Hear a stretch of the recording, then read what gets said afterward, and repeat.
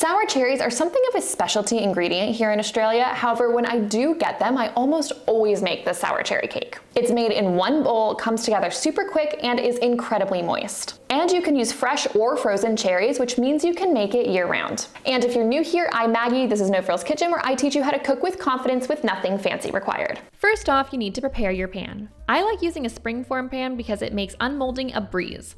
Grease the sides and bottoms and line the bottom with a round of parchment paper. To easily cut a round of paper without having to trace, I like to fold a square several times into a triangle. Put the point of the triangle into the center of the bottom of your pan and then cut it to size. You should then have a halfway decent circle that fits the bottom of your pan. Once your pan is prepped, go ahead and get started on your batter. I like to first start out with toasting my almond flour. This isn't entirely necessary, but it does bring out a nice nutty flavor. In the recipe linked in the description, I outline how to do this on the stovetop, and here I'll demonstrate how to do it in the oven. Just add your almond flour to a rimmed baking sheet and move it to a 180C or 350F oven for about 5 minutes. Once the almond flour is toasted, add it to the bowl with some plain flour, a bit of bicarb soda, and baking powder, along with a pinch of salt. Whisk all of this together to combine. Now, in a larger mixing bowl, add some sugar and a bit of orange zest.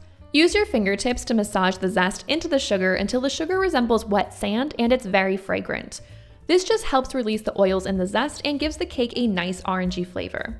Then crack in a couple of eggs and pour in some buttermilk. Whisk vigorously until everything is combined and light and foamy. Then stream in some neutral oil and keep whisking until everything is nicely emulsified. Afterwards, whisk in a bit of orange blossom water. If you don't have this, you can also just go ahead and use some vanilla extract. Your cake will still be phenomenal. Now you can add the dry ingredients into the wet ingredients. Whisk these together until just combined. At this point, it's time to stir in the cherries.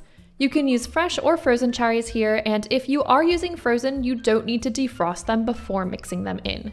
Fold about 3/4 of your cherries into the batter and scrape them into your prepared pan. Dot the top of the cake with your remaining cherries and then sprinkle the top with some demerara sugar.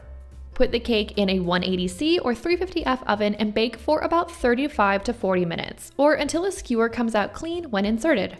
Go ahead and let the cake cool completely in the tin before unmolding and serving. And if you liked this recipe, make sure to hit the subscribe button so you don't miss my next videos. Enjoy!